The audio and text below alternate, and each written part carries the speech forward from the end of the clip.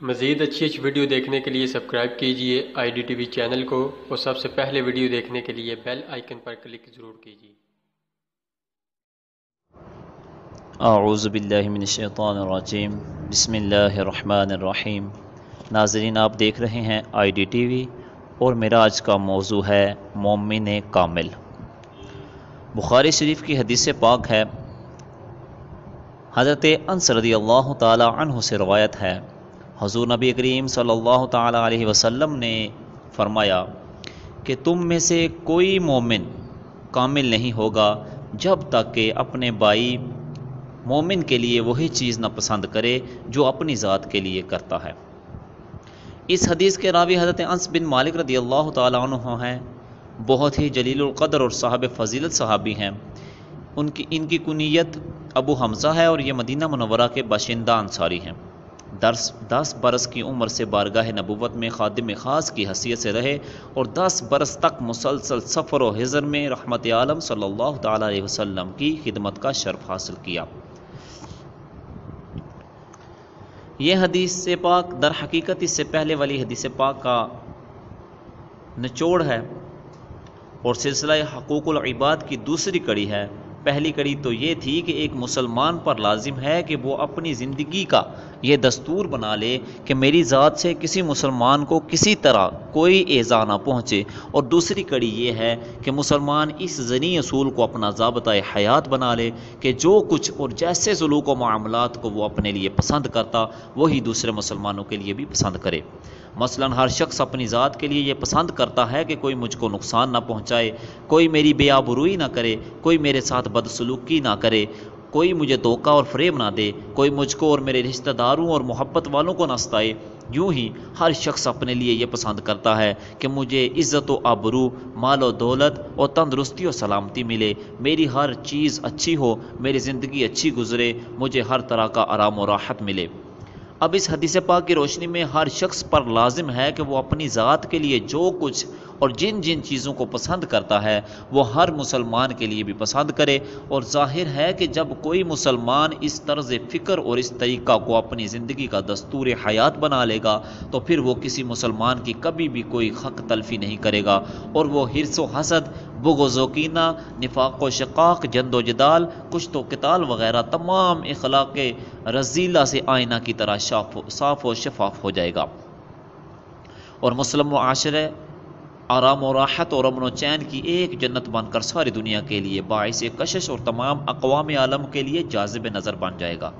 اور امن کی متلاشی اور سکون و اطمینان کی بھوکی پیاسی دنیا کو اسلامی معاشرہ کے دامن رحمت میں پناہ ملے گی، اور پھر ہم مسلمان اس منزل میں ہوں گے کہ علی الاعلان ساری دنیا میں یہ اعلان نشر کر سکیں گے، کہہ دو یہ ایٹم و سائنس کے مت والوں سے، تھام لو دامن حق اب بھی سنبھل جاؤ گے، گر کیا تم نے محمد کی اطاعت سے گریز، اپنی بڑکائی ہوئی آگ میں جل جاؤ گے۔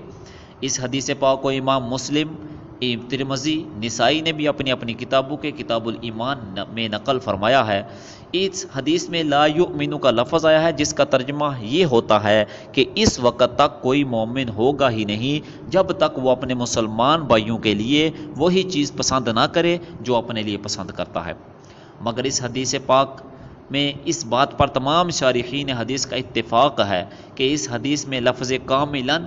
یا اس کا ہم معنی کوئی لفظ پوشیدہ ہے، اور حدیث کا مطلب یہ ہے کہ اس وقت تک کوئی کامل و مکمل مسلمان نہیں ہوگا جب تک کہ وہ اپنے مسلمان بھائیوں کے لیے وہی سب کچھ نہ پسند کرے جو اپنی ذات کے لیے پسند کرتا ہے۔ اس حدیث پاک میں لفظ کاملاً پوشیدہ ماننا ضروری ہے، کیونکہ ظاہر ہے کہ اگر کسی مسلمان میں یہ وصف پایا جائے تو ہرگز وہ دائرہ اسلام سے خارج نہیں ہو سکتا۔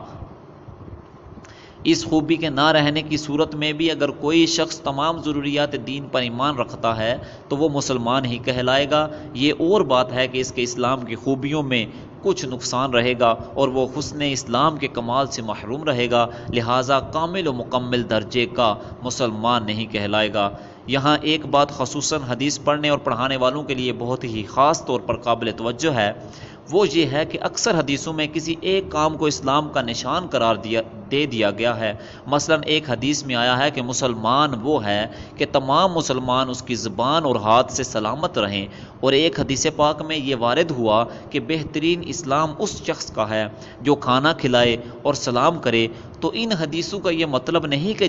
جس مسلمان میں ایذا سے بچنے یا کھانا کھلانے یا سلام کرنے کی صفت پائی گئی وہ صرف ایک صفت کی وجہ سے مسلمان کامل ہو گیا، اگرچہ وہ دوسرے اعمال و ارکان اسلام کی پابندی نہ کرتا ہو۔ اسی طرح ان حدیثوں کا یہ مطلب بھی نہیں کہ بس یہی ایک اسلامی کام ضروری ہے اور باقی دوسرے اعمال اسلام غیر ضروری ہیں۔ معاذ اللہ ان حدیثوں کا ہرگز یہ مطلب نہیں ہے،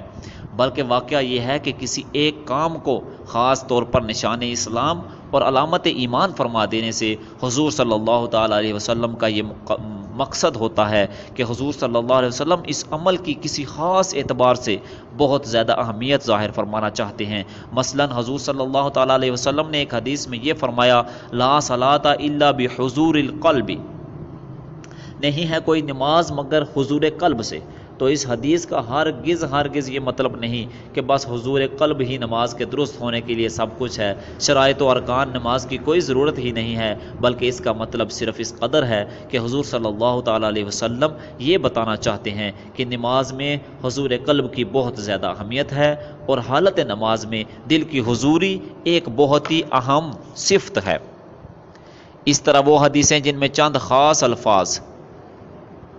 خاص گناہوں کے متعلق یہ فرمایا گیا کہ جو ان گناہوں کو کرے وہ مومن نہیں، یا کچھ خاص اعمال صالحہ کے بارے میں یہ ارشاد ہوا کہ جو شخص ان اعمال کو چھوڑ دے وہ مومن نہیں، تو خوب سمجھ لیجئے کہ ان حدیثوں کا ہرگز یہ منشا و مقصود نہیں ہے کہ وہ شخص دارہ اسلام سے خارج ہو کر کافر ہو گیا، بلکہ ان سب حدیثوں کا مقصد صرف یہی بتانا ہے کہ ان گناہوں کا کرنے والا اور ان اعمال صالحہ کا چھوڑنے والا کامل درجے کا مسلمان نہیں، اور ایک مومن کامل کے اعلیٰ درجات اور بلند مقام سے محروم ہے۔ اللہ رب العزت جل جلالہ کی بارگاہ میں دعا ہے کہ اللہ رب العزت ہمیں حدیث پاک کے معانی و مطالب کو صحیح طرح سمجھ کر ان پر عمل پیرا ہونے کی توفیق عطا فرمائے۔ وآخر دعوانا الحمدللہ رب العالمین۔